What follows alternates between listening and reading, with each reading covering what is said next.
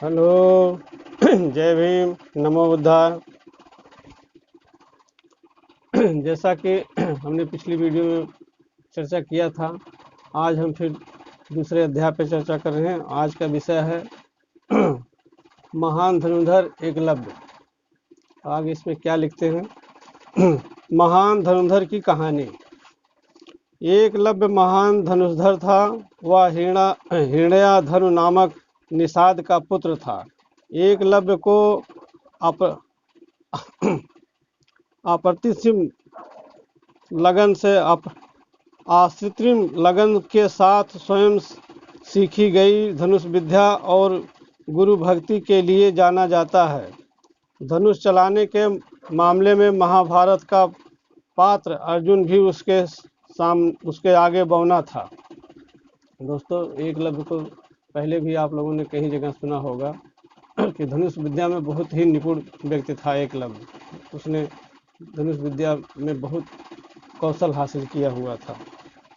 एकलव्य का जिक्र महाभारत में मिलता है। पिता की मृत्यु के बाद वह श्रृंगबोर राज्य का शासक बना। आमत्य परिषद की मेत्रण से वह केवल अपने राज्य का संचालन करता रहा, बल्कि निषाद भीलों की एक सशक्त सेना और नौसेना गठित करके अपने राज्य की सीमाओं पर विस्तार किया। महाभारत में वर्णित कथा के अनुसार एकलव्य धनुष विद्या सीखने के उद्देश्य से द्रोणाचार्य के आश्रम में आया, किंतु निषाद पुत्र होने के कारण द्रोणाचार्य ने उसे अपना शिष्य बनना स्वीकार नहीं किया। साथियों, बताते हैं कि वही जातिगत हमारा पीछा नहीं छोड़ते। जात के कारण गुरु द्रोणाचार्य जो है वो गरीबों को और छोटी जात नीची जात वालों को धनुष विद्या सिखाने के लिए वो राजी नहीं हुए। फिर आगे एकलव्य क्या करता है इस विषय पर देखते हैं।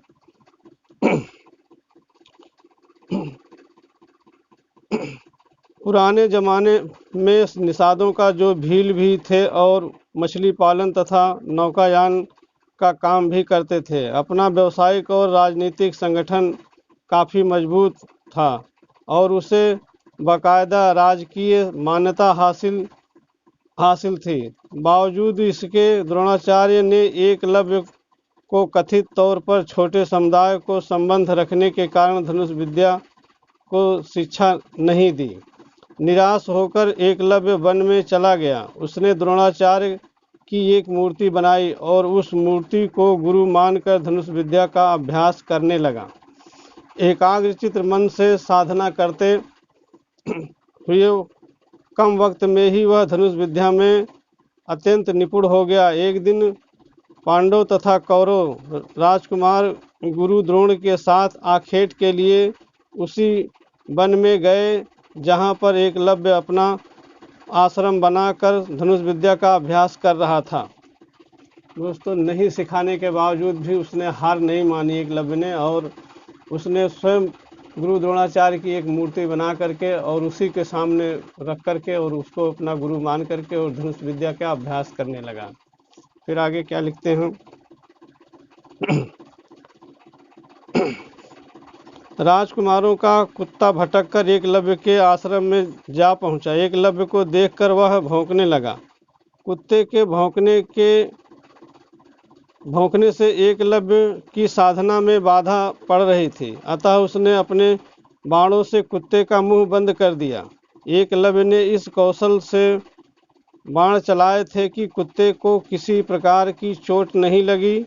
कुत्ते के लौटने पर कौरव पांडव तथा स्वयं द्रोणाचार्य का यह कौशल देखकर दंग रह गए और बाण चलाने वाले की खोज करते हुए एकलव्य के पास पहुँचे। उन्हें यह जानकर और भी आश्चर्य हुआ कि द्रोणाचार्य को मानस गुरु मानकर एकलव्य ने स्वयं ही अभ्यास से यह विद्या प्राप्त की है।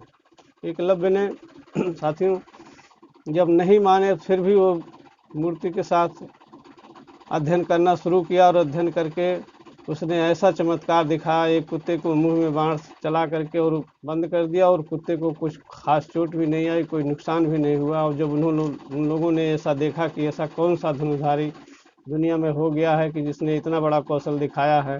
वो लोग ढूंढते ढूंढते वन में उसी जगह पहुंच गए जहां पर वो आश्रम बना करके एकलव्य जी साधना कर रहे थे। और उनसे जब हाल पूछा कि कहाँ गया, तो उन्होंने बताया, तो ये जानकर उनको खुशी हुई कि ये गुरु को, द्रोणाचार्य को ही अपना गुरु मानता है। आगे फिर क्या लिखते हैं, अर्जुन की श्रेष्ठ धनुर्धारी बना अर्जुन को श्रेष्ठ धनुर्धारी बनाने के हठ के कारण द्रोण को एकलव्य की यह प्रतिभा रास नहीं आई और उन्होंने गुरुदक्षिणा के रूप में एकलव्य का अंगूठा मांग लिया।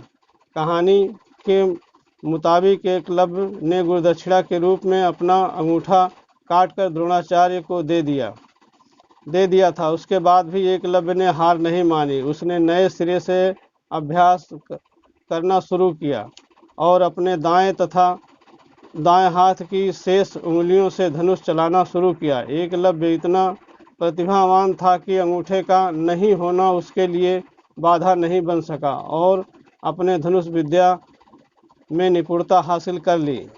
एक तथ्य यह भी है कि अंगूठा कट जाने के बाद एकलव्य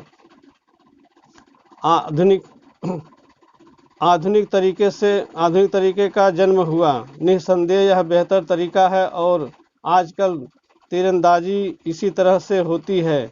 वर्तमान काल में कोई भी व्यक्ति इस तरह से तीरंदाजी नहीं करता जैसा कि अर्जुन करता था। साथियों, हार ना मानने के पीछे उसने बहुत लगन, बहुत कोशिश कर करके फिर भी क्या अंगूठा काट करके एकलव्य अपना अंगूठा गुरु द्रोणाचार्य को काट कर दे दिया। उसके बाद भी धनुष विद्या छोड़ी नहीं। उन्होंने 4 उंगलियां शेष बची थी, उस 4 उंगलियों के ही सहारे और दोबारा से प्रैक्टिस शुरू करके और फिर धनुष विद्या को चलाना स्टार्ट किया और फिर से वो अपने उसी मुकाम को हासिल किया, अपने उसी विद्या को हासिल किया जो उसको पहले से हासिल था और चलाना शुरू किया। हार कभी नहीं मानना चाहिए। कभी कभी होता है कि हम लोग भी ज़िंदगी में 1-2 बार किसी काम की कोशिश करते हैं और नहीं कर पाते हैं, तो हम उसका पीछा छोड़ देते हैं और हार मान कर बैठ जाते हैं। कृपया ऐसा कभी नहीं करना चाहिए। हम ना करें, थोड़ा वक्त लें, थोड़ा समय लें, इसके बाद हम पुनः उस काम को करें, दोबारा करें, बार बार कोशिश करें। भला ये है कि अपना नुकसान और फ़ायदा को देखते हुए और अपने अभ्यास और प्रैक्टिस को जारी रखें। फिर आगे किताब में क्या लिखते हैं, पिता के बाद निषाद का वंश का राजा बनने के बाद एकलव्य ने जनसंघ की सेना की तरह से मथुरा पर आक्रमण कर यादव सेना का लगभग सफाया कर दिया था। यादव वंश में हाहाकार मचने के बाद जब कृष्ण ने दाहिने हाथ में महज 4 अंगुलियों के सहारे धनुष बाण चलाते हुए एकलव्य को देखा तो उन्हें इस दृश्य पर विश्वास ही नहीं हुआ। एकलव्य अकेले ही सैकड़ों यादव वंशी योद्धाओं को रोकने में सक्षम थे। इसी युद्ध में एकलव्य कृष्ण के हाथों वीरगति को प्राप्त हुए। उसका पुत्र केतुमान भीम के हाथ से मारा गया था। कृष्ण ने अर्जुन से स्पष्ट कहा था कि तुम्हारे प्रेम में मैंने क्या क्या नहीं किया है। तुम संसार के सर्वश्रेष्ठ धनुर्धर कहलाओ, इसके लिए मैंने द्रोणाचार्य का वध करवाया, महाप्रकर्मी कर्ण को कमज़ोर किया और ना चाहते हुए भी तुम्हारी जानकारी के बिना भील पुत्र एकलव्य को भी वीरगति दी ताकि तुम्हारे रास्ते में कोई बाधा ना आए।